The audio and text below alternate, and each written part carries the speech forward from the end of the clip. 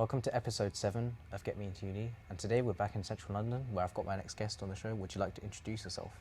Hi everyone, I'm Michelle and I'm in my first year studying history at LSE. Oh, thank you very much for your time, Michelle. My pleasure. And welcome No to the worries. show. So, Michelle, how are you finding your first time at LSE? So, how's the history course like, and what about the social life in that sense? It's going really well so far, I'd say. I think the first 2 weeks were fairly rough, but now everyone is settling in and I'm having a really good time. Academically, well, I knew this when I signed up, but my course is very reading intensive. I probably have like 300 pages per week or more, it depends. That's just the essential reading. But I'm a really big fan of LSE's history course because it's quite modern orientated. It focuses a lot of modern history, although one of my modules is actually on the early modern period, and that's my favourite one so far because it's super interesting.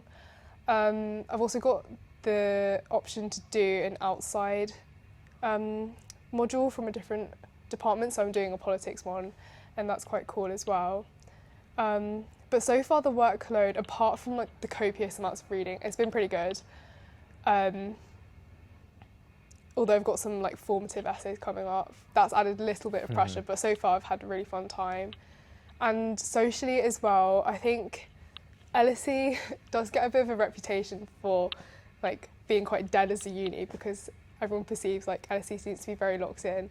But then again, you're in the heart of London and there's obviously a lot to do in terms of nightlife and like food places, and socially I'm just really enjoying it as well, and my accommodation is great for that too. Great to hear, thank you. So Michelle, you've chosen to apply for history, so what A-levels did you take and how did they go for you? So I did history, obviously, and I did French and econ alongside that, and I got 2 A stars and an A, and I really enjoyed them, to be honest. I think because I just liked all of my subjects that I chose and my classes were really good. Again, like looking back, I think I was quite stressed with it, with coursework and stuff like that, but overall I think they went well and I had a good time. Yeah, well, you take all humanities subjects. I would hate to be in a position like you. It's something I couldn't survive. My hand was just dying at the end of every exam. So what qualities or supercurriculars did you include in your personal statement that you think really made you stand out amongst the other applicants? I think I included a lot of very specific and focused critical analysis on things that I had read, because I think for history as well, there's a lot of literature that you can read, and so if I was interested in a topic, I'd go and research it further and then like read a book about it, and then in my personal statement I would write my own reflections and critical analysis of what I thought that historian had argued and whether I agreed with it or not.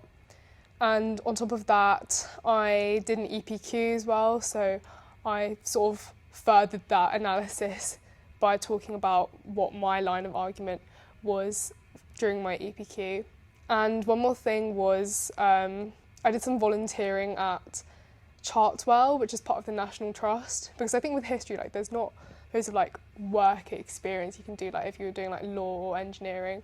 But yeah, I was a room steward as a volunteer, sort of like a tour guide at like a historical sort of venue, I guess. And I talked about that just to display my sort of broad passion for history.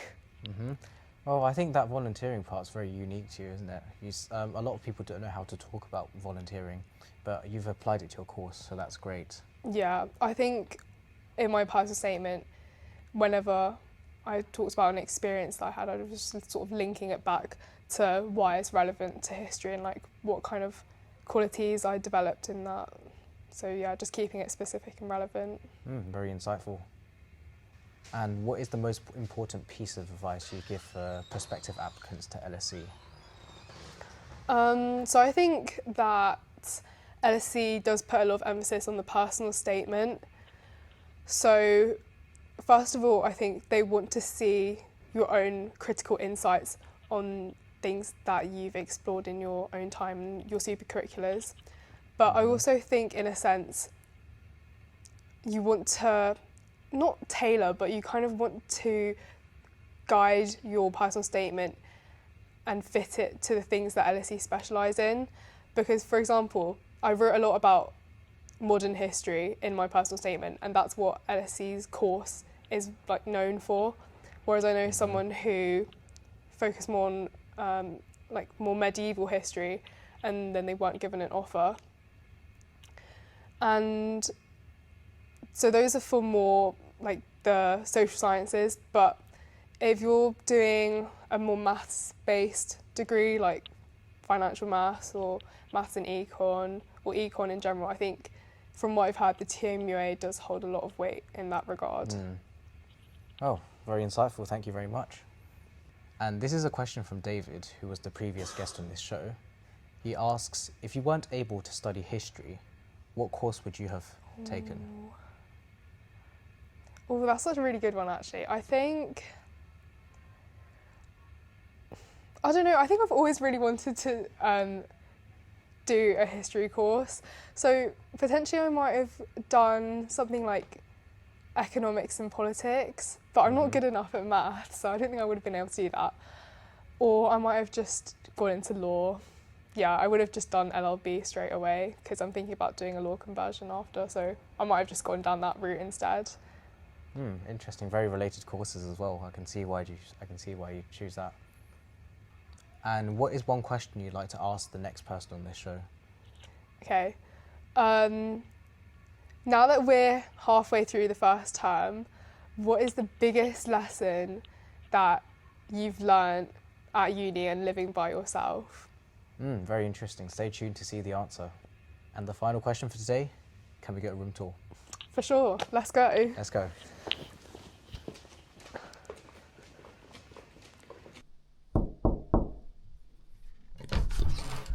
Hello. Coming in. Let's go.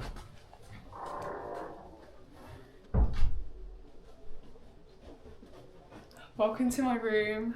Mm-hmm. Over here I've got my bed. Very cozy. I'd say my room is one of the more spacious ones. Yeah. Lots of out of the place to walk accommodation. around. Nice monitor. Thanks. It's Yeah, very nice. got a fair amount of storage space as well. Mm-hmm. Over here I've got the bathroom. I'm only sharing with one other person. Wow. Now you are very lucky for that.